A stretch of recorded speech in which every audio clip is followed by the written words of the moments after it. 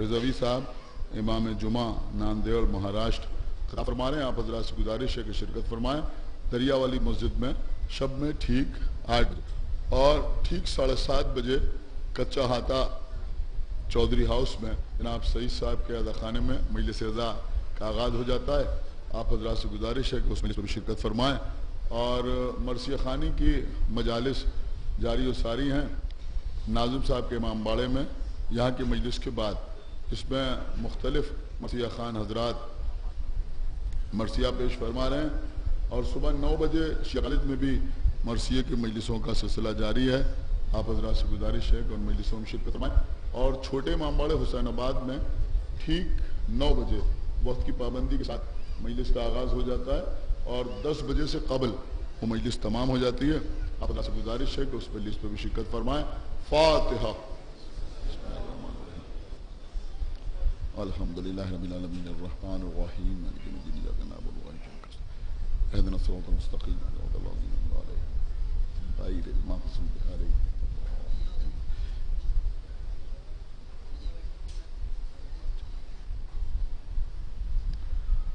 اعوذ باللہ السمیع العلی العظیم من الشیطان اللعین الرجیم. بسم اللہ الرحمن الرحیم. الحمد للہ الذی ہدانا لہذا وما كنا لنهتدي لولا ان هدانا الله.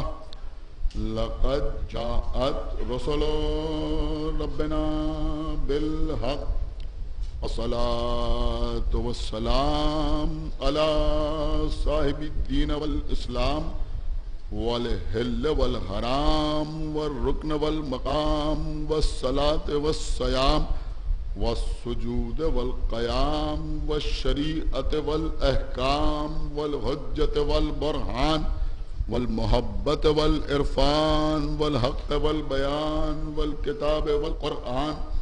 سيدنا ونبينا وشفيعنا ومولانا ومولى الثقلين جد الحسن والحسين أبي القاسم محمد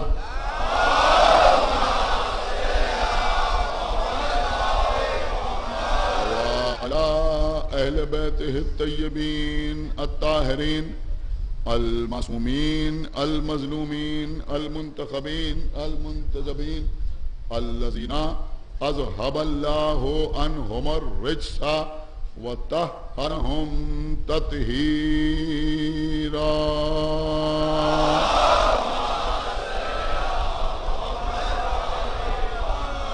وَلَعْنَةُ اللَّهِ عَلَىٰ أعدائهم وقتلتهم وغاصبي حقوقهم ومنكري فضائلهم ومصائبهم وشجاعتهم وسخاوتهم وطهارتهم وبلايتهم وعظمتهم وعطشهم أجمعين من الآن إلى يوم الدين.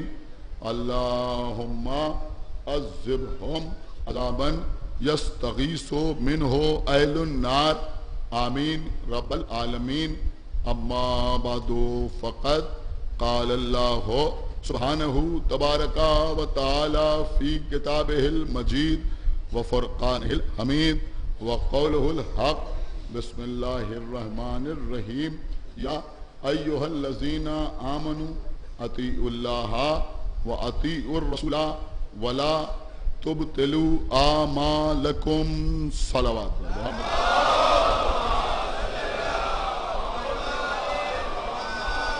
حضرات کلام الہی کا 47واں سورہ ہے سورہ محمد. سورہ محمد کی 33ویں آیت ہے جس کو اس سال اس عشرہ مجالس میں روزانہ تلاوت کرنے کا شرف حاصل کر رہا ہوں. موضوع اطاعت ہے. ارشاد رب العزت ہو رہا ہے اس آیہ مبارکہ میں کہ اے ایمان لانے والوں اللہ کی اطاعت کرو، اس کے رسول کی اطاعت کرو اور اپنے اعمال کو باطل نہ کرو۔ عزیزوں، سب سے پہلی بات اس آیت کو پڑھنے کے بعد جو سمجھ میں آتی ہے وہ یہ ہے کہ صرف ایمان لانا یا صرف کلمہ پڑھنا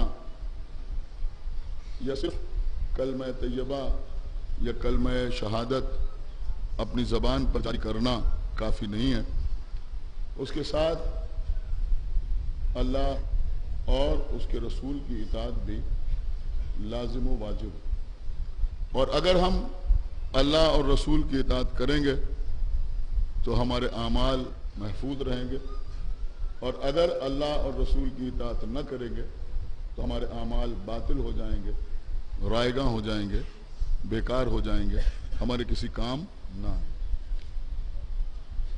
لا الہ الا اللہ کہنے کا مطلب یہ ہے کہ ہم اللہ کی وحدانیت کا اقرار کر رہے ہیں۔ اشہد ان لا الہ الا اللہ کہنے کا مطلب یہ ہے کہ ہم گواہی دے رہے ہیں کہ اللہ کے علاوہ کوئی اور لائق عبادت نہیں۔ اشہد ان لا الہ الا اللہ کہنا اس وقت تک پایہ ثبوت کو نہیں پہنچتا جب تک ہم اللہ کی اطاعت نہ کریں۔ وہ شخص سچا نہیں، جھوٹا کہلائے گا جو لا الہ الا اللہ کہے لیکن اطاعت اللہ کے بجائے شیطان کی کرے۔ وہ شخص بھی سچا نہ کہلائے گا جو اشہد ان محمد رسول اللہ کہے لیکن اطاعت ابو سفیان اور اس کے خاندان کی کرے۔ میری بات سمجھ رہے ہیں آپ؟ تو حقیقت یہ ہے کہ اگر ہم کلمہ پڑھتے ہیں تو ضرورت اس بات یہ ہے کہ ہم منزل اطاعت میں ثابت قدم رہیں۔ عزیزوں، بہت جو آپ حضرات کی چاہتا ہوں، اللہ کی اطاعت کے لیے اللہ کے احکامات کا ہمارے سامنے ہونا ضروری ہے۔ جب تک اللہ کے احکامات ہمارے سامنے نہ ہوں گے اس وقت تک ہم اللہ کی اطاعت نہیں کر سکتے۔ اب احکامات الہی کا سب سے بڑا یا یوں سمجھے کہ سب سے پہلا جو ذریعہ ہے اس کا نام ہے قرآن مجید۔ قرآن ہمارے سامنے ہے، ہم قرآن کو پڑھیں اور قرآن مجید کی آیات میں جو احکامات صادر کیے گئے ہیں ان پر عمل کریں، یہ ہے اللہ کی اطاعت۔ دیکھیں عزیزوں، قرآن جو ہم تک آیا وہ ڈائریکٹ نہیں آیا، امت کے ذہنوں پر قرآن نازل نہیں ہوا، صحابہ پر قرآن نازل نہیں ہوا، انصار و مہاجرین پر قرآن نازل نہیں ہوا، بلکہ قرآن نازل ہوا قلب محمد پر۔ اور میں اپنا قرآن نازل ہوا قلب محمد پر۔ تو اب قرآن نازل ہوا محمد پر، تو جو قرآن ہم تک آیا وہ پیغمبر کے وسیلے سے آیا۔ پیغمبر نے بتایا کہ سورہ ہے تو ہم نے مانا کہ یہ سورہ ہے۔ پیغمبر نے کہا کہ یہ آیت ہے تو ہم نے مانا کہ یہ آیت ہے۔ پیغمبر نے کہا کہ یہ اللہ کا کلام ہے تو ہم نے مانا کہ یہ اللہ کا کلام ہے۔ تو قرآن کیا ہے کہ قرآن کلام اللہ ہے، اللہ کا کلام ہے، بندے کا کلام نہیں ہے، خالق کا کلام ہے، مخلوق کا کلام نہیں ہے، واجب الوجود کا کلام ہے، ممکن الوجود کا کلام نہیں ہے، قدیم کا کلام ہے، حادث کا کلام نہیں ہے۔ کلام کس کا ہے؟ اللہ کا۔ ہاں عزیزوں، قرآن کی فصاحت و بلاغت سے دنیا میں کوئی انکار نہ کر سکا، لیکن لوگوں نے یہ کہنا شروع کیا کہ قرآن اللہ کا کلام نہیں ہے بلکہ یہ محمد کا کلام۔ بہت توجہ آپ حضرات کی، آج بھی جو مخالفین ہیں جن کا اسلام سے کوئی تعلق نہیں، مثلا یہود اور نصارہ، وہ یہ کہتے ہیں کہ یہ قرآن ٹھیک ہے، اس میں فصاحت ہے، صحیح ہے کہ اس میں بلاغت ہے، لیکن یہ اللہ کا کلام نہیں ہے بلکہ یہ مسلمانوں کے پرافٹ محمد کا کلام ہے۔ بہت توجہ آپ حضرات کی چاہتا ہوں، اب میں نام لینا نہیں چاہتا لیکن کچھ سو کالڈ انٹلیکچوئلز مسلمانوں میں بھی ایسے گزرے ہیں۔ صلوات محمد و آل محمد۔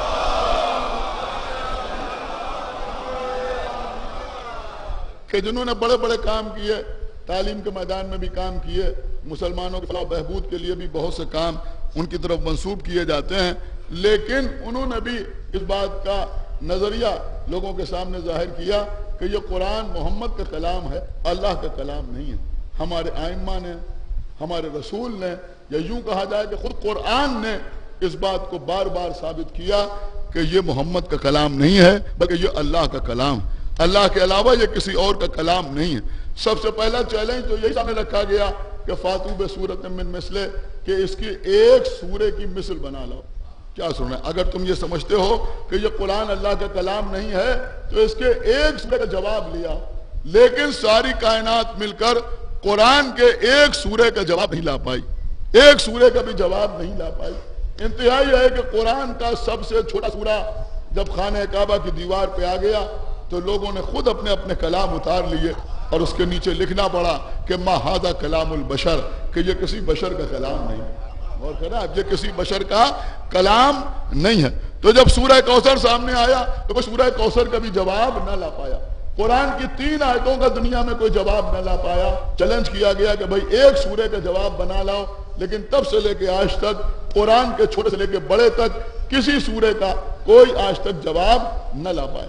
اس کے علاوہ بھی ہمارے ائمہ نے قرآن کے کلام اللہ ہونے کی نہ معلوم کتنی دلیلیں دی ہیں، جو ابھی میں آپ کے سامنے عرض کروں گا 1-2 دلیلیں، لیکن میں اس وقت صرف اور صرف آپ کی خدمت میں اتنا عرض کرنا چاہتا ہوں کہ ہمارے علماء نے بھی اقوال معصومین کی روشنی میں قرآن کے اللہ کا کلام ہونے کی کچھ دلیلیں پیش کی ہیں۔ ان میں ایک دلیل میں آپ کی خدمت میں عرض کروں، انشاءاللہ محسوس کریں گے تو محظوظ ہوں گے۔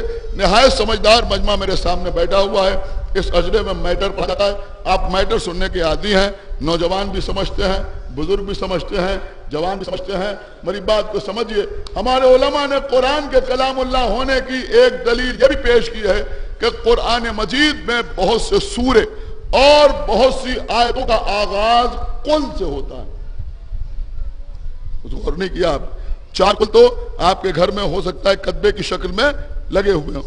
قل هو اللہ احد، قل یا ایھا الکافرون، قل اعوذ برب الفلق، قل اعوذ برب الناس۔ یہ 4 قل آپ کے گھر میں بھی لگے ہوں گے، اکثر ایصال ثواب کے لیے بھی پڑھے جاتے ہیں۔ ان سوروں کا آغاز ہوتا ہے قل سے۔ اس کے علاوہ قرآن مجید کی بہت سی آیتیں ہیں ان کا آغاز قل سے ہوتا ہے۔ قل ان کنتم تحبون اللہ فاتبعونی یحببکم اللہ ویغفر لکم ذنوبکم واللہ غفور الرحیم۔ ان سے کہہ دو کہ اگر تمہیں اللہ سے محبت ہے تو تم میرا اتباع کرو، اگر تم میرا اتباع کرو گے تو میں بھی تم سے محبت کروں گا اور تمہارے گناہوں کو بخش دوں گا، اس لیے کہ اللہ غفور اور رحیم ہے۔ کیا سمجھیں؟ اس لیے کہ اللہ غفور اور رحیم ہے۔ بہت سی آیتیں ہیں کہ جو قل سے شروع ہوتی ہیں۔ اب آپ کا زیادہ وقت صرف نہ ہو، میں آپ کو ڈھیر بھر آیت سناؤں، ایک آیت سناؤں آپ کی طبیعت خوش ہو جائے۔ قل لا اسألکم علیہ اجرا الا المودۃ فی القربى۔ ایک صلوات پڑھے بر محمد و آل محمد۔ دیکھیے اگر اس جملے پر بات نہ ملی تو میں سمجھوں گا کہ شاید آپ متوجہ نہیں ہیں۔ قرآن مجید کے بہت سے سورہ قل سے شروع ہو رہے ہیں، بہت سی آیتیں قل سے شروع ہو رہی ہیں۔ قل کا مطلب کیا ہوتا ہے؟ قل کا مطلب ہوتا ہے کہہ دو۔ قل کا مطلب ہوتا ہے کہہ دو۔ اللہ کس سے کہہ رہا ہے کہہ دو؟ طٰہٰ سے کہہ رہا ہے کہہ دو، یاسین سے کہہ رہا ہے کہہ دو، مزمل سے کہہ رہا ہے کہہ دو، مدثر سے کہہ رہا ہے کہہ دو، بشیر سے کہہ رہا ہے کہہ دو، نذیر سے کہہ رہا ہے کہہ دو، نور اول سے کہہ رہا ہے کہہ دو، خلق اول سے کہہ رہا ہے کہہ دو، عشق اول سے کہہ رہا ہے کہہ دو، تو اللہ نبی سے کہہ رہا ہے تم کہہ دو۔ قل هو اللہ احد، کہہ دو کہ اللہ احد ہے۔ قل اعوذ برب الناس، کہو کہ میں انسانوں کے رب سے پناہ چاہتا ہوں۔ بہت توجہ آپ حضرات کی۔ تو یہ قل آیا ہے، یہ قل میں کس کو مخاطب کیا جا رہا ہے؟ کہ اللہ کے رسول کو مخاطب کیا جا رہا ہے کہ تم کہہ دو۔ ہمارے علماء نے لکھا کہ یہی قل قرآن کے اللہ کا کلام ہونے کا ثبوت ہے کہ دیکھو یہ اللہ کا کلام ہے، محمد کا کلام نہیں ہے۔ اس لیے کہ اگر محمد کا کلام ہوتا تو اس میں یہ لفظ قل نہ آتا۔ صلوات پڑھے بر محمد و آل محمد۔ یہ لفظ قل ہے۔ میرے خیال میں سارے حضرات نے غور نہیں کیا کہ اس میں یہ لفظ قل نہ آتا۔ بھئی اگر محمد ہی کا کلام ہے تو پھر محمد کیا کہہ رہے ہیں؟ کہہ دو۔ اس کا مطلب ہوا کہہ دو۔ یہ جو کہا جا رہا ہے کہہ دو، تو ثابت ہوتا ہے یا نہیں ہوتا کہ کوئی اور محمد سے کہہ رہا ہے کہ تم کہہ دو؟ تو کلام کسی اور کا ہے نا، محمد کا کلام نہیں ہے۔ تو یہ قل بھی یہ ثابت کرتا ہے کہ یہ اللہ کا کلام ہے۔ اور چونکہ یہ ثابت کرتا ہے لہذا دیکھیں کچھ کم عقل گھر میں بیٹھ کر اس کے اوپر بھی اعتراض کرتے ہیں۔ انہوں نے کہا یہ قل هو اللہ احد، اللہ نبی سے کہہ رہا ہے، ہم کیوں کہیں قل هو اللہ احد؟ آپ نہیں سن رہے، ہم کہیں گے هو اللہ احد اس لیے کہ اللہ نبی سے کہہ رہا ہے نا۔ تو یہ قل غیر ضروری ہے ہم کیوں کہیں؟ ہم تو هو اللہ احد کہیں گے، کیا اس کی اجازت ہے؟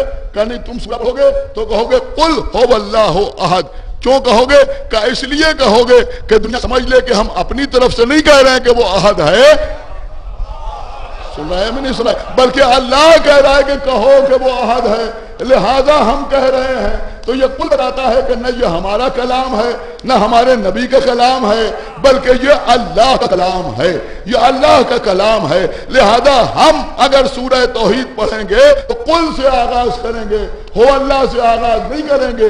قل بھی کہنا ضروری ہے، واجب ہے، لازم ہے۔ اگر ہم نہ کہیں تو ہم قرآن میں تحریف کے مجرم قرار پائیں۔ قل کہنا ضروری ہے۔ میں آپ کو کہیں لیے جا رہا ہوں، اب جو کچھ لوگ آتے ہیں اور یہ کہتے ہیں کہ بھئی یا علی کہنا کافی ہے، یہ ناد علی مظہر العجائب ہم کیوں کہیں؟ اللہ نے نبی سے کہا تھا، کیا سنا ہے آپ؟ اللہ نے نبی سے کہا تھا ناد علی مظہر العجائب، پکارو اس علی کو جو مظہر العجائب ہے۔ ناد کا مطلب ہوتا ہے پکارو، آواز دو، بلاؤ۔ تو اللہ نے نبی سے کہا تھا نا، ہم خالی علی کہیں اتنا کافی ہے؟ یہ ناد علی مظہر العجائب پورا پڑھنا کیوں ضروری ہے؟ یہ پورا پڑھنا ویسے ہی ضروری ہے جیسے قل هو اللہ احد کہنا ضروری ہے۔ صلوات برابر محمد وآلہ محمد۔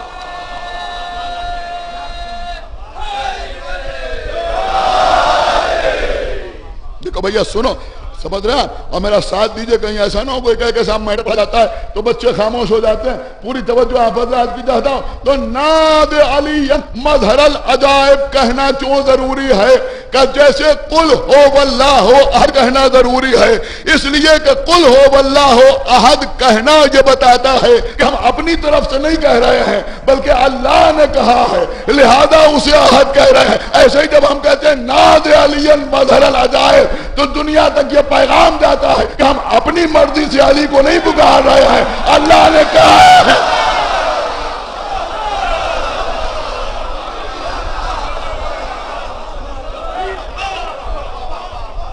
ایک صلوات پر محمد وآل محمد۔ اللہ نے کہا ہے، سمجھ گئے آپ؟ ایک صلوات اور پڑھا محمد وآل محمد۔ اللہ نے کہا ہے لہذا ہم علی کو پکار رہے ہیں، اللہ نے کہا ہے لہذا ہم علی کو پکار رہے ہیں۔ ایسا خالی ایک حکم نہیں ہے، بلکہ آپ قرآن پڑھیے۔ دیکھیں یہ قرآن شناسی بھی بہت ضروری ہے۔ میں بار بار بچوں سے کہتا ہوں کہ قرآن ضرور پڑھو، روزانہ قرآن پڑھیے، کوئی دن چھوٹنے نہ پائے، چاہے ایک ہی صفحہ پڑھیے، 2 صفحے پڑھیے۔ حالانکہ امام نے فرمایا ہے کہ روزانہ کم سے کم قرآن کی 50 آیتوں کی تلاوت کرو۔ گزشتہ سال پورا عشرہ وارثان قرآن پر آپ کے سامنے پڑھ چکا ہوں، بہت سی باتیں عرض کی تھی، اس وقت سے تھوڑا سا ہٹ کے چند باتیں آپ کی خدمت پہ عرض کرنا ہے۔ دیکھیں خالی ایک حکم قل والا نہیں، اور بھی احکامات ہیں۔ سورہ مریم پڑھیے، سورہ مریم، جناب مریم کے نام کا سورہ، اس سورے میں خداوند عالم اپنے حبیب کو حکم دے رہا ہے وَاذْكُرْ فِي الْكِتَابِ ابراہیم۔ کیا کہا جا رہا ہے؟ کہ تم کتاب میں ابراہیم کا ذکر کرو۔ سنا آپ نے یا نہیں سنا؟ وَاذْكُرْ فِي الْكِتَابِ ابراہیم، کتاب میں ابراہیم کا ذکر کرو۔ اس کے آگے جناب ابراہیم کے فضائل اللہ نے بیان کیے۔ وَاذْكُرْ فِي الْكِتَابِ موسیٰ، تم کتاب میں موسیٰ کا ذکر کرو۔ وَاذْكُرْ فِي الْكِتَابِ اسماعیل، تم کتاب میں اسماعیل کا ذکر کرو۔ وَاذْكُرْ فِي الْكِتَابِ ادریس، تم کتاب میں ادریس کا ذکر کرو۔ اللہ نے پیغمبر کو حکم دیا فَاذْكُرْ، اور تم ذکر کرو، کہاں؟ کتاب میں۔ کیا سن رہے ہیں؟ تم ذکر کرو کہاں؟ کتاب میں۔ ابراہیم کا ذکر کرو، موسیٰ کا ذکر کرو، عیسیٰ کا ذکر کرو۔ یہاں سمجھ میں آتا ہے کہ اگر محمد کا کلام ہوتا تو یہ وَاذْكُرْ نہ ہوتا۔ سن رہے ہیں آپ بھائی؟ ایک صلوات پڑھا پر محمد وآلہ۔ اگر محمد کا کلام ہوتا، لیکن مجلس بہت دور تک جا رہی ہے، لہذا میں یہ بتانا چاہتا ہوں کہ ہماری مجلسوں کا معیار کیا ہوتا ہے۔ پوری توجہ آپ حضرات کی۔ وَاذْكُرْ فِي الْكِتَابِ ابراہیم، تم کتاب میں ابراہیم کا ذکر کرو۔ کس کا ذکر؟ ابراہیم کا ذکر، موسیٰ کا ذکر، ادریس کا ذکر۔ سارے انبیاء کا ذکر ثواب ہے۔ میری بات سمجھے، سارے انبیاء کا ذکر ثواب ہے، لیکن اللہ کہہ رہے کتاب میں ذکر کرو۔ ابراہیم کا ذکر اگر ہم یوں کریں تو ثواب ہے، لیکن اگر قرآن کی آیت ابراہیم کا ذکر ہو اور اس آیت کو پڑھا جائے تو عبادت ہے. کیا سننا ہے بھائی، خدا کے لیے بیدار ہوئیے. اس کا مطلب یہ ہوا کہ اگر الگ کریں ذکر تو ثواب تو ہے لیکن عبادت نہیں ہے. لیکن اگر قرآن کی آیت میں ابراہیم کا ذکر آ جائے اور ہم اس آیت پر ہیں تو یہ خالی ثواب نہیں ہے بلکہ عبادت ہے. آپ کہیں پہنچے یا نہیں پہنچے، آدم کا ذکر، نوح کا ذکر، ابراہیم کا ذکر، موسیٰ کا ذکر، عیسیٰ کا ذکر، ادریس کا ذکر، یحییٰ کا ذکر، زکریا کا ذکر، مریم کا ذکر. کیا سنایا؟ کسی بھی نبی کا ذکر ہو اگر یوں کیا جائے تو ثواب تو ہے لیکن عبادت اس وقت ہوتا ہے کہ جب وہ قرآن کی آیت کی صورت میں پڑھا جائے. قرآن کی آیت کی صورت میں پڑھا جائے. ہماری جانیں قربان، اللہ کے رسول نے ارشاد فرمایا ذکر علی جن عبادت، علی کا ذکر عبادت ہے.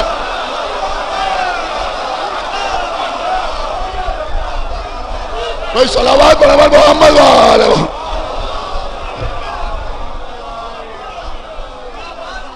شاید غور نہیں کیا آپ نے بھائی، علی کا ذکر عبادت ہے، علی کا ذکر عبادت ہے.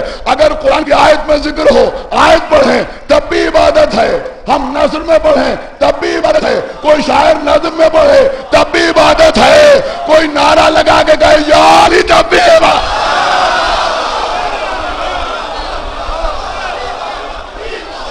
علی مولا، علی مولا، علی مولا، علی مولا، علی مولا.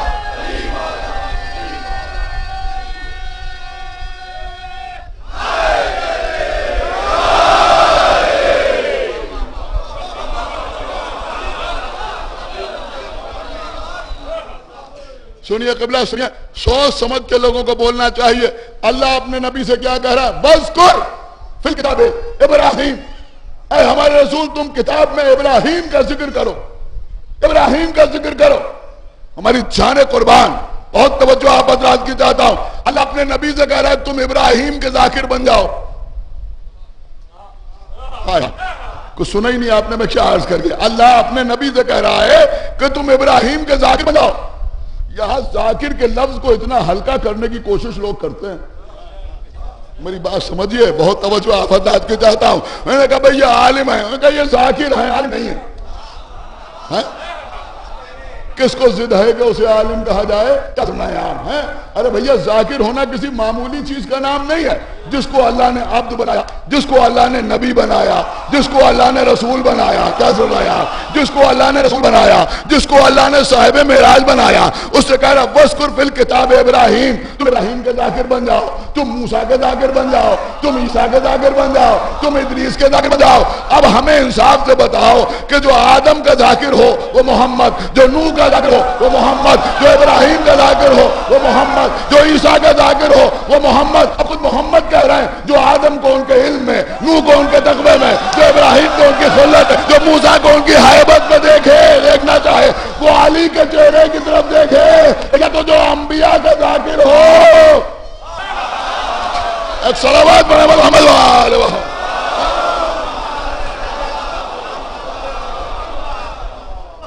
تو سمجھیے کہ ذاکر کسے کہتے ہیں. میری بات سمجھیے بھائی، جب ذکر عبادت ہے، کس کا ذکر عبادت ہے؟ کہ علی کا ذکر عبادت، علی کا ذکر عبادت. وَاذْكُرْ فِي الْكِتَابِ ابراہیم، موسیٰ، عیسیٰ، اسماعیل، ادریس. اللہ کہہ رہا تم انبیاء کا ذکر کرو. یہاں وَاذْكُرْ ذکر کرو. اور سناؤں آپ کو، اقرأ بِاسْمِ رَبِّكَ الَّذِي خَلَقَ. اللہ اپنے نبی سے کہہ رہا پڑھو اس اللہ کے نام سے، اس رب کے نام سے کہ جو خلق کرنے والا ہے.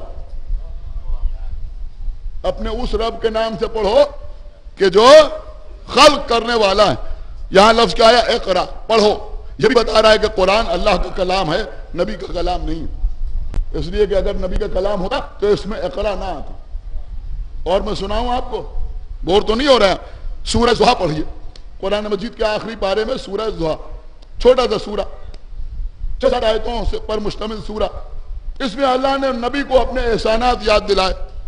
اسی سورہ میں وہ مشہور و معروف آیت بھی ہے جس میں خداوند عالم اپنے حبیب کو مخاطب کر کے کہہ رہا ہے کہ الم یجد کا یتیمن فآوا.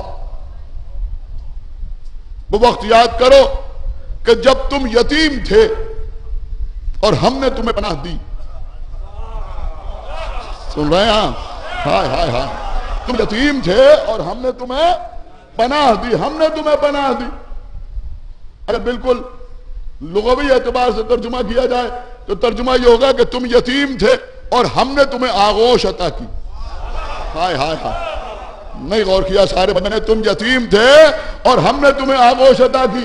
اب دنیا ہمیں بتائے کہ وہ آغوش کس کی تھی.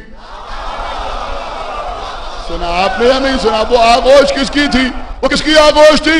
کہ وہ آغوش یا تو جناب ابو طالب کی آغوش تھی یا فاطمہ بنت اسد کی آغوش تھی. اس کا مطلب یہ ہوا کہ ان کی آغوش کو اللہ نے اپنی آغوش کہا. سنا آپ نے یا نہیں سنا؟ ان کی آغوش کو اللہ نے اپنی آغوش کہا. ارے بھیا آغوش کیا ہوتی ہے؟ گود کیا ہوتی ہے؟ کہ ہاتھوں کو ایک خاص پوزیشن میں لایا جائے بچے کو لینے کے لیے تو اسے کہتے ہیں آغوش. اسی کو تو کہتے ہیں نا. کیا سن رہے ہیں آپ؟ اب ابو طالب کے ہاتھ سن رہا ہے مجمع یا نہیں سن رہا ہے؟ ہاتھ ابو طالب کے. سنیے عزیزو، ہاتھ ابو طالب کے ہیں. اللہ تعالیٰ میری آغوش. ہاتھ فاطمہ اسد کے ہیں. اللہ کہہ رہا میری آغوش. ارے بھیا جن کی آغوش اللہ کی آغوش ہوتی ہے انہی کا بیٹا عین اللہ ہوتا ہے، ولی اللہ ہوتا ہے، نشان اللہ.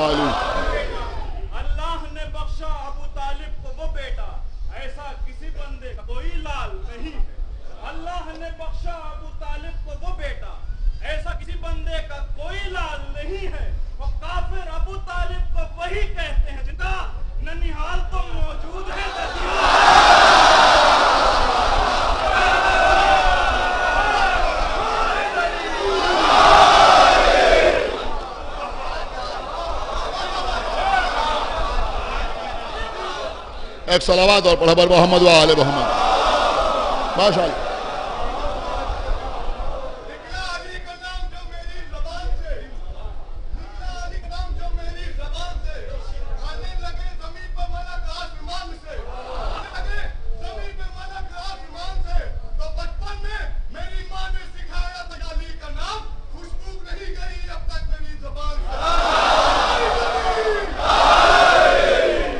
ایک صلوات اور پڑھا بر محمد و آل محمد. بہت توجہ آپ حضرات کی. تو گود ابو طالب کی ہے. اللہ کہہ رہا ہم نے آپ کو آغوش عطا کی، ہم نے آپ کو گود عطا کی. اسی سورہ میں آیا وَوَجَدَكَ عَائِلًا وَأَغْنَى. اللہ کہہ رہا ہم نے آپ کو مفلس پایا. ہم نے آپ اللہ رسول سے کہہ رہا ہم نے آپ کو مفلس پایا تو ہم نے آپ کو غنی کر دیا. ایک صلوات پڑھے بر محمد و آل. ہم نے آپ کو مفلس پایا، ہم نے آپ کو مفلس پایا تو ہم نے آپ کو غنی کر دیا. یہ لفظ بھی خوب استعمال ہوتا ہے غنی. سنا آپ نا؟ یہ لفظ بھی خوب استعمال ہوتا ہے غنی. اور توجہ آپ حضرات کی. ہمیں صرف نہ بتا دو، ہم دست ادب جوڑ کے پوچھ رہے ہیں کہ جن کو غنی کہہ رہے ہو یہ رسول کی صحبت پہ آنے سے پہلے غنی تھے یا بعد میں غنی؟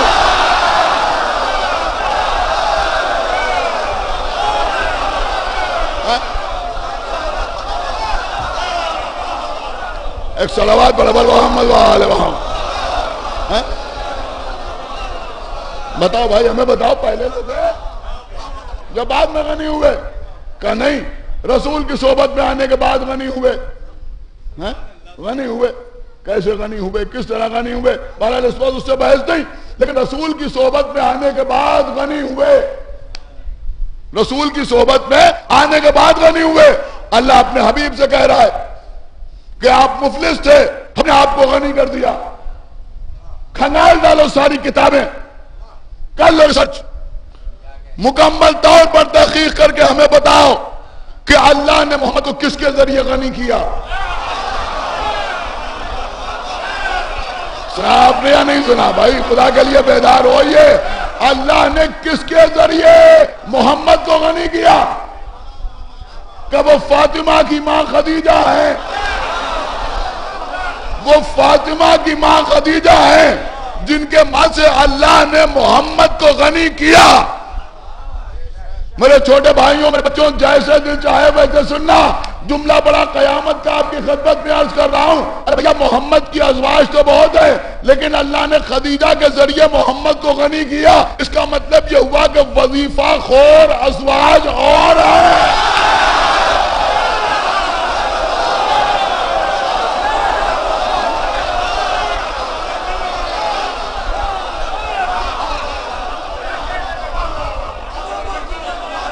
ایک صلوات پڑھو محمد وآل محمد.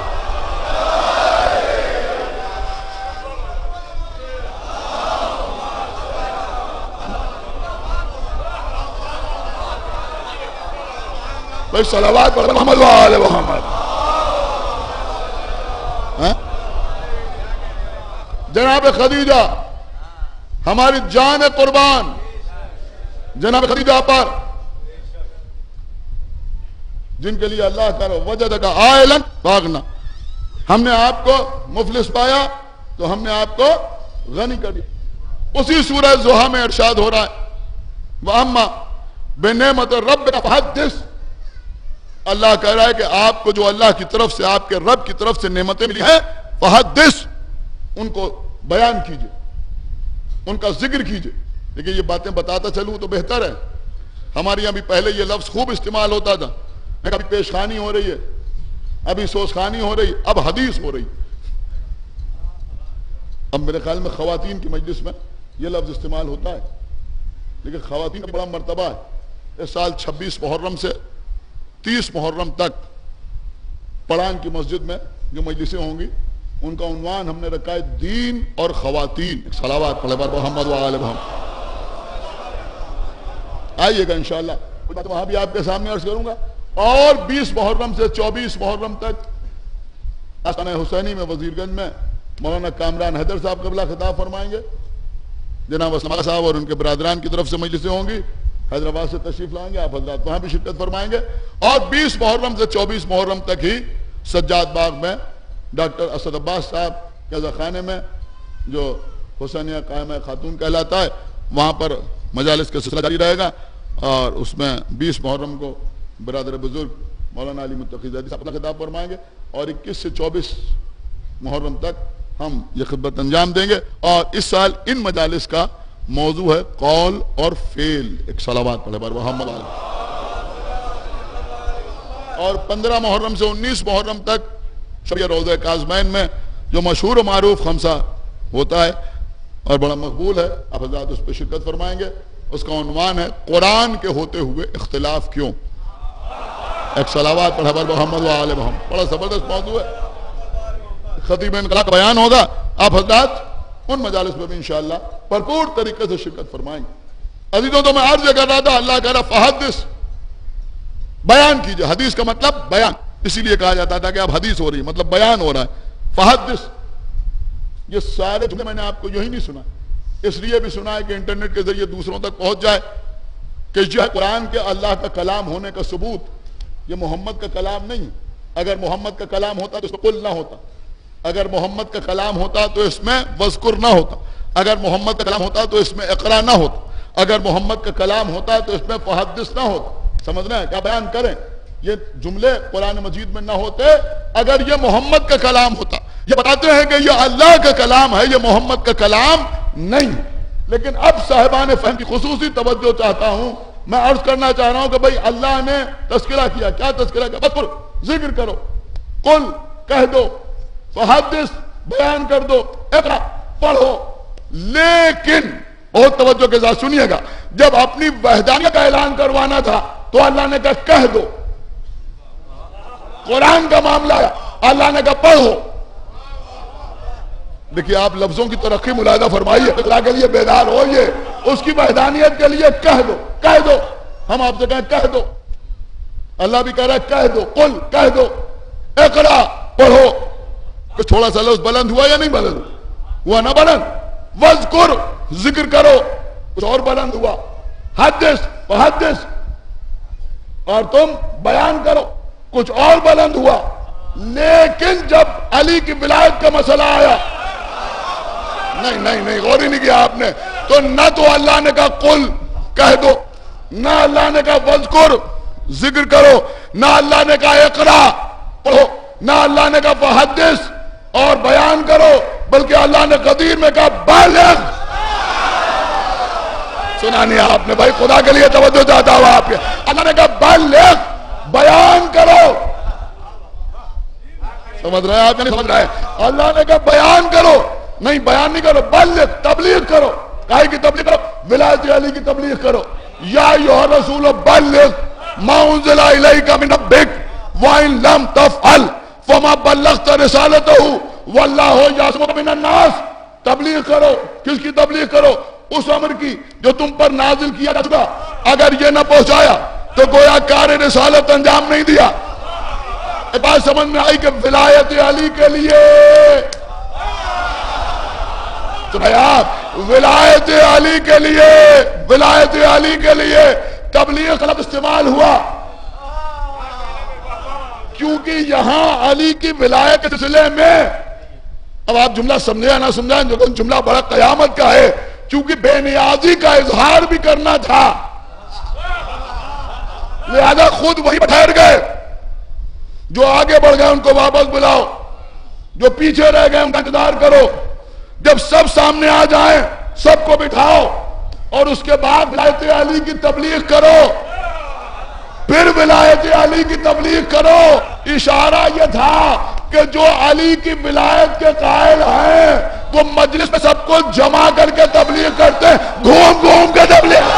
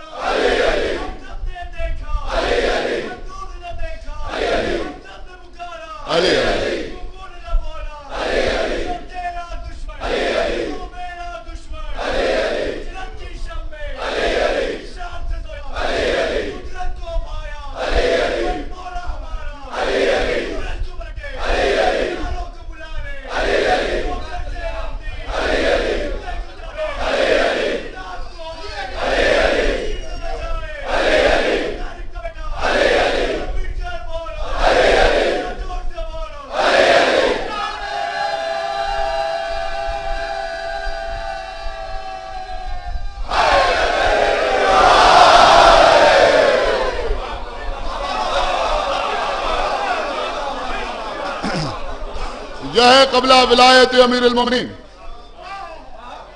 اور پھر یہاں تو اطاعت اس منزل پر ہے کہ اگر یہ نہ پہنچایا تو کچھ نہ پہنچایا.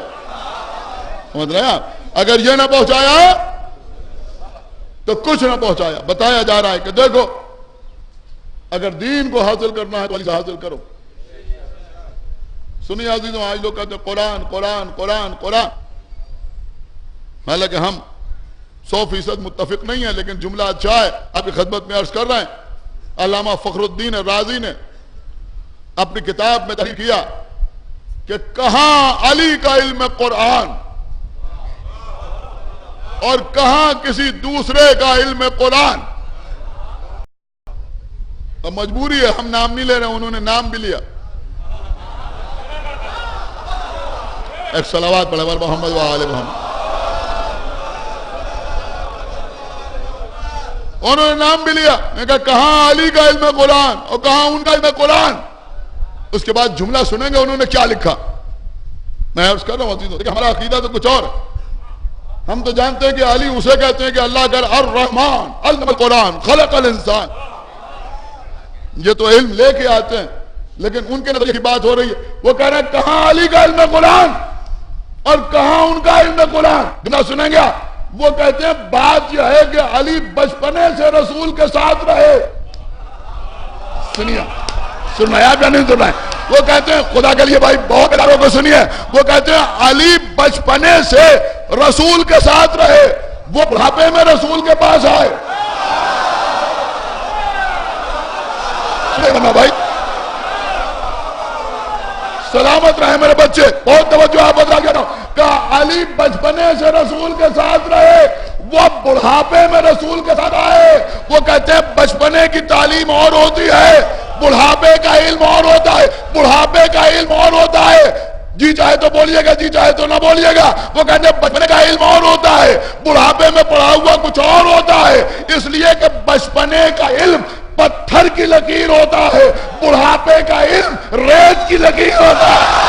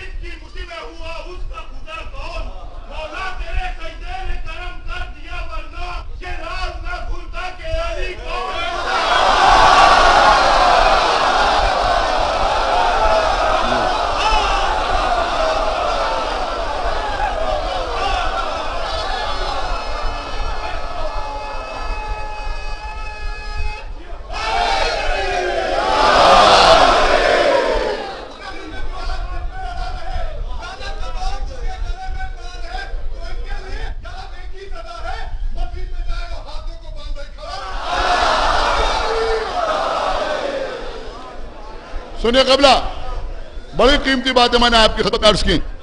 مولا آپ کو سلامت رکھے. بہرحال نوجوانوں کا اپنا جوش ہے، ان کا اپنا بدلا ہے، لیکن میں جو باتیں عرض کر رہا ہوں وہ بچوں کے لیے بھی ہیں، بزرگوں کے لیے. غدیر کا میدان، 1.25 لاکھ حاجیوں کا مجمع، رسول مولا علی کو ہاتھوں پر اٹھا کے دکھا رہے ہیں، ہاتھوں پر اٹھا کے دکھا رہے ہیں. جملہ عرض ہے، ہاتھوں پر اٹھا کے دکھایا. کیوں ہاتھوں پر اٹھا کے دکھایا؟ کہ دیکھو کوئی اب شک نہ کرے علی کی ولایت میں.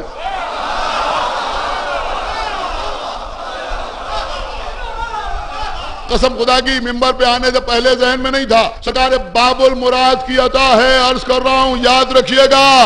نبی نے علی کو ہاتھوں پر اٹھا کے اس لیے دکھایا، ہاتھوں پر اٹھا کے علی کو دکھایا. دیکھو ولایت پہ شک نہ کرنا. کربلا میں حسین نے علی اصغر کو دکھایا، میری پیاس میں شک نہ کرنا.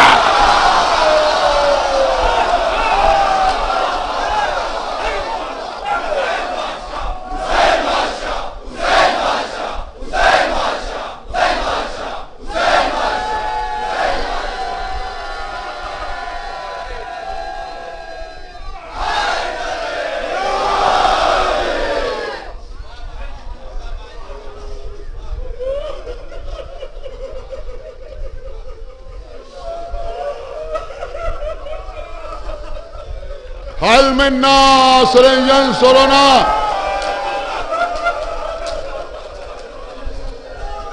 آج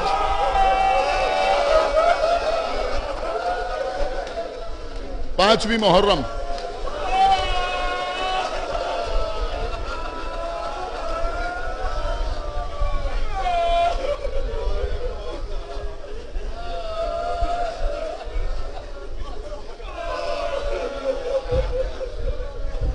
اس امام باڑے میں ہر سال شہزادے علی اصغر کے مصائب پڑھے جاتے ہیں 5ویں محرم گہوارہ برآمد ہوگا. خداوند عالم ان بیویوں کی گودوں کو آباد رکھے, ان بچوں کے سروں پر ان کے ماں باپ کا سایہ برقرار رہے.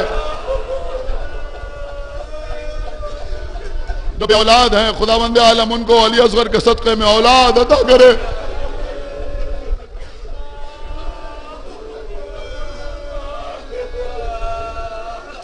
جن کے بچے بیمار ہیں خداوند عالم ان کو صحت کاملہ عطا کرے. نواں خان شجاع عباس کے بیٹے کو بھی اللہ صحت کاملہ عطا فرما 6 مہینے کے علی اصغر کے صدقے میں. حل من ناصر ینصرنا, کوئی تم میں سے ہے ایسا جو میری نصرت کرے؟ کٹی ہوئی گردنوں سے آواز دے رہے لبیک لبیک لبیک. تم اپنی حالت پر رہو. خیمے سے رونے کی آواز آئی, شور گریا بلند ہوا, گھوڑا دوڑاتے ہوئے خیمے کے در پر پہنچے. بہن زینب یہ ابھی کیوں رونا ہو رہا ہے؟ ابھی تو حسین زندہ ہے.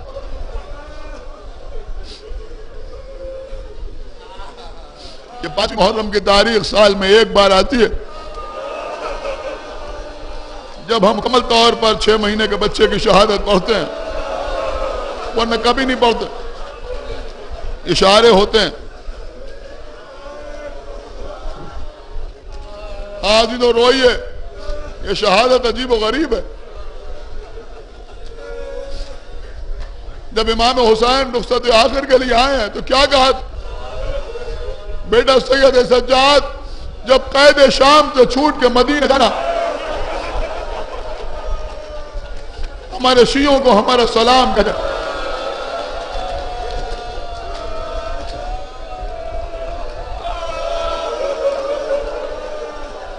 ہم سمجھتے ہیں یہ جتنی مجلسیں ہو رہی, جہاں جہاں مجلسیں ہو رہی, ہمارے شہر میں, دوسرے شہروں میں, اس ملک میں, دوسرے ممالک میں, جتنی شب بیداریاں ہوتی ہیں, جتنے جلوس نکلتے ہیں, جتنے نوحے پڑھے جاتے ہیں, یہ سب حسین کے اس ایک سلام کا جواب ہے. عزادار بھی آواز دے رہے ہیں, نبی کے نواسے حسین تم پر ہمارا سلام. علی و فاطمہ کے لاڈلے حسین تم پر ہمارا سلام. کربلا میں لاشیں اٹھانے والے حسین تم پر ہمارا سلام. بیٹا سید سجاد ہمارے چاہنے والوں سے کہہ دینا کہ شرط وفا یہ ہے کہ جب ٹھنڈا پانی پینا تو ہماری پیاس کو یاد کر لینا.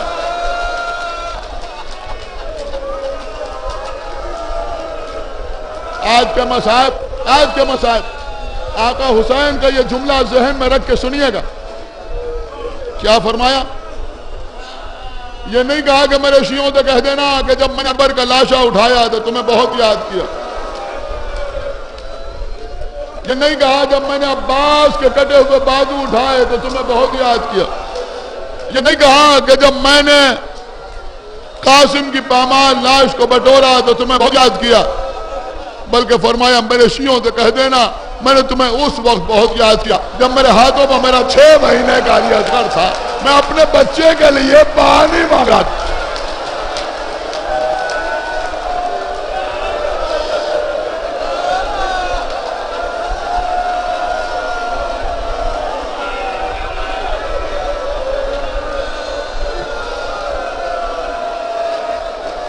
آئے آقا حسین میرے خیمہ پہ آئے. بہن زینب یہ رونے کے سبب کیا ہے؟ کہ بھیا آپ نے آواز استغاثہ بلند کی, 6 مہینے کے علی اصغر نے اپنے کو گہوارے سے گرا دیا. یہ ہے بات, اپنے کو گرا کے آواز دے رہا ہے لبیک.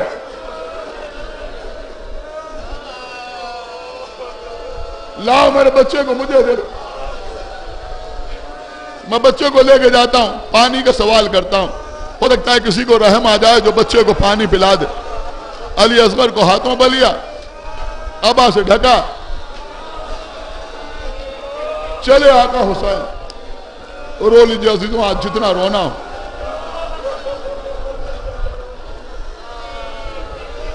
چلے آقا حسین ایک بلندی کا ابا کے دامن ہٹایا, علی اصغر کو اٹھا کے دکھایا. اے قوم جفاکار, اگر مجھے خطاوار سمجھتے ہو تو یہ 6 مہینے کا بچہ ہے, کیا خطا ہے؟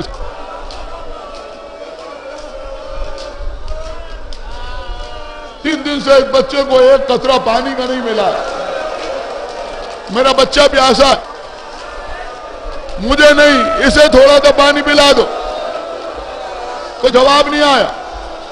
میرے لال, تم بھی تو حجت خدا کے فرزند ہو, انہیں بتا دو کہ میں پیاسا ہوں. علی اصغر نے منہ کھولا, سوکھی ہوئی زبان, سوکھے ہوئے ہونٹوں کو پھیری.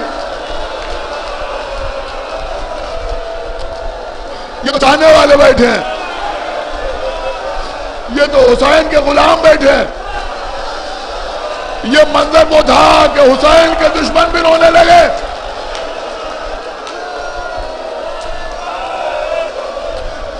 اس بچے کو تو پانی پلا دینا چاہیے. خدا لعنت کرے پسر سعد نکل کے آیا. آئینہ آئینہ ہرملا, کہاں ہے ہرملا؟ اقرا کلام الحسین, حسین کے کلام کو قطع کر دے. وہ ملعون سامنے آیا,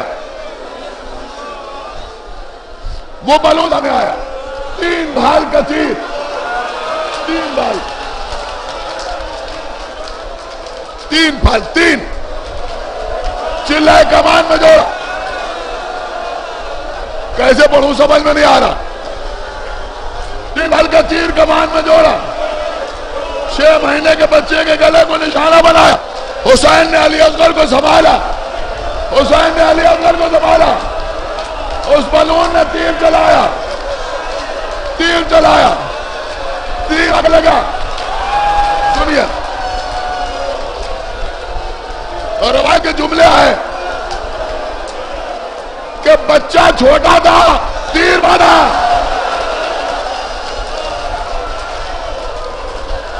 بچہ چھوٹا تھا, تیر بڑا تھا. تو لیجیے عزیز,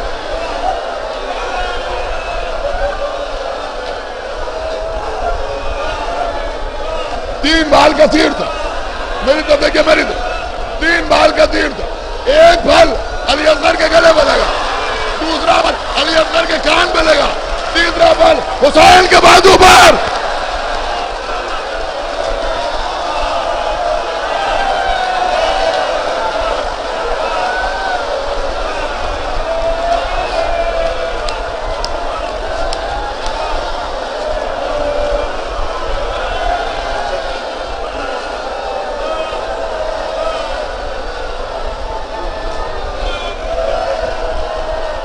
ہماری خواتین نہا پڑتی ہیں, ایک تیر سے زخمی 2 ہوئے.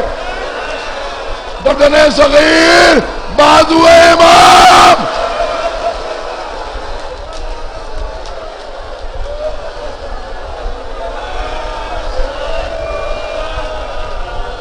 تیر کو پکڑا حسین نے, نکالا, گلے سے خون جاری ہوا, چلو میں خون لیا. زمین نے انکار کیا, آسمان نے انکار کیا. خون کو اپنے چہرے پر ملا, خون کو اپنے چہرے پر ملا. اس کے بعد فرمایا کہ میں روز قیامت نانا سے اسی طرح ملاقات کروں گا. صاحب مانیو سبتین کہتے ہیں ہرملا نے سمجھا کہ شاید حسین پر دعا کر رہے. ایک دوسرا بھی چلے کمان میں جوڑا, حسین کے لبوں کو نشانہ بنا کے چلایا. تیر حسین کے لبوں پر لگا, حسین کے ہونٹوں سے خون جاری ہوا.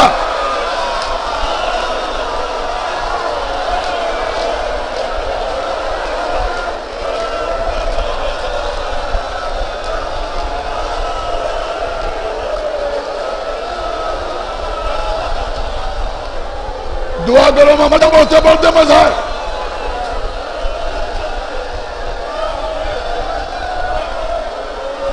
میری زندگی کا مقصد حاصل ہو جائے.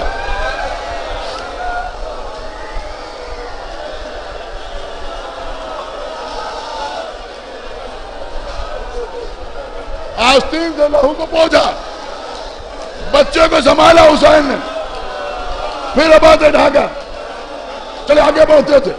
انا للہ و انا الیہ راجعون, پیچھے ہٹے, رضن بقضائہ و تسلیما لامرہ. ایک مرتبہ خیمے کے در پر پہنچے. ام رباب, ام رباب اپنے بچے کو لے لو, قیامت ہو گئی قیامت. رباب سے پہلے سکینہ آ گئی. حسین سر جھکائے کھڑے, پیچھے پیچھے ام رباب.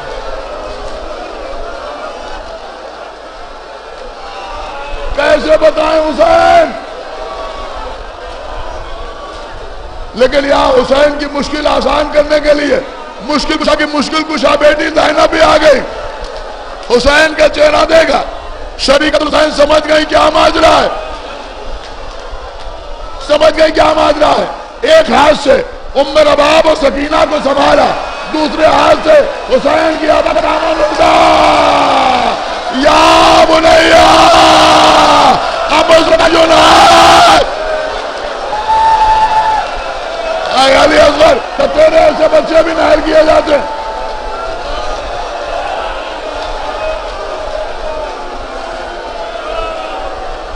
بس مجلس تمام ہو رہی ہوتی تو لاشا لیے ہوئے پشت خیمہ پہ آئے.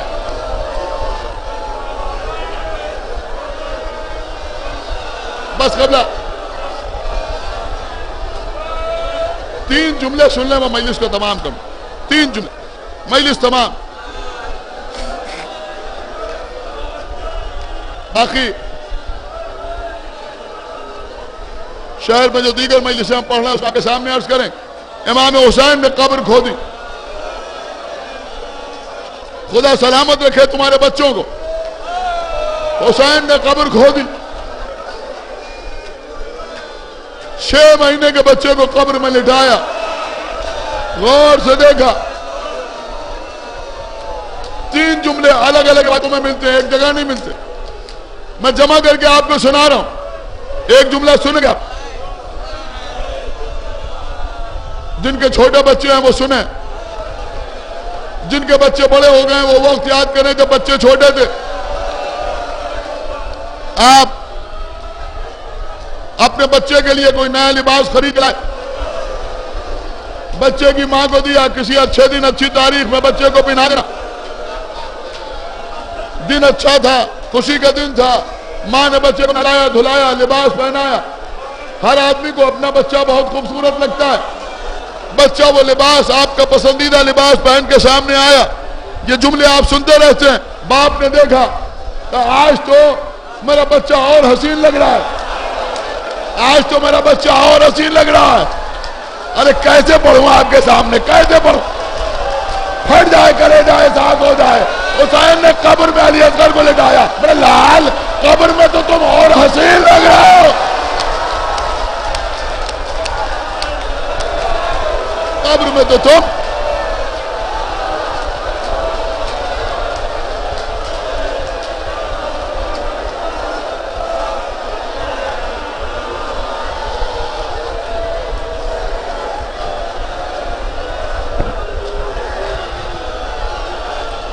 بس 3 یا 4 منٹ انشاءاللہ آج آپ پیٹتے ہوئے اٹھیں گے. سر بھی روئیے, سینے پر ہاتھ مار کے روئیے. حسین کے 6 مہینے کے بچے کا ماتم ہے. دوسرا جملہ سنے گیا. دیکھیں حسین نے قاسم کا لاشا اٹھایا, مدینے کی طرف دیکھا, بھیا حسن یہ ہے آپ کا قاسم. ابا کے سینے سے برسی کی نہیں نکالی, نجف کی طرف دیکھا, بابا ہم اکبر کے سینے سے برسی نکال رہے ہیں. عباس کے ہاتھوں کو اٹھایا, علی کو آواز دی, بابا جو ہاتھ آپ نے 21ویں رمضان کو ہمارے حوالے کیے تھے وہ قلم ہو گئے. اور محمد کے لاشیں اٹھائے, اماں بھائی بہن کے بچے مارے گئے. لیکن جب حسین علی اصغر کو دفن کر رہے تھے تو حسین نے نبی کو پکارا, نہ ندب کی طرف دیکھ کے بابا کو پکارا، نہ بھیا حسن کو پکارا، نہ اماں زہرا کو پکارا، دریا کی طرف دیکھا، بھیا عباس۔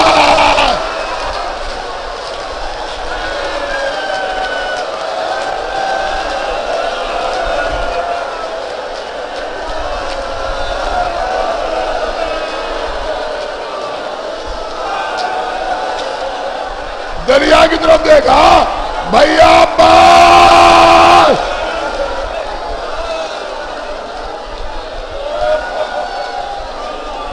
پورا جملہ سنیں گے آپ، بھیا عباس تم چلے گئے ہم اکیلے رہ گئے۔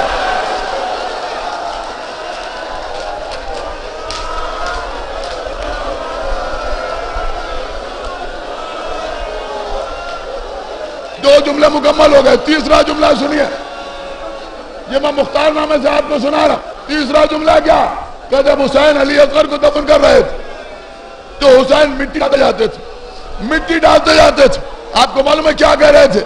میرے علی اصغر، میرا عباس گھوڑے کی ٹاپوں کو برداشت کر لے گا، میرا اکبر گھوڑے کے سبوں کو برداشت کر لے گا، میرا قاسم گھوڑے کی ٹاپوں کو برداشت کر لے گا، لیکن میرا 6 مہینے کا علی اصغر، میرا 6 مہینے کا علی اصغر گھوڑے کی ٹاپوں کو کیسے برداشت کرے گا؟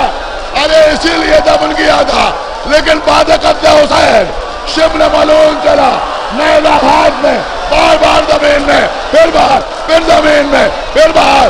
اب جو نیزہ باہر آیا، 6 مہینے کے بچے کی لاش نیزے کے ساتھ باہر آئی، خنجر سے گلا کاٹا، لاش لا کے حسین کے منہ میں ڈالی۔ مبلغ اعظم بیان کرتے تھے کہ جب حکم پامال لاش کا ہوا، لاشوں کو پامال کرنے کے لیے گھوڑے دوڑے، حسین کے پہلو میں علی اصغر کا لاشا۔ اب جو گھوڑا دوڑتا ہوا قریب آیا، ایک مرتبہ لاش میں حرکت ہوئی، حسین نے علی اصغر کو سینے کے نیچے دبایا، ادھر کے گھوڑے ادھر، ادھر کے گھوڑے ادھر۔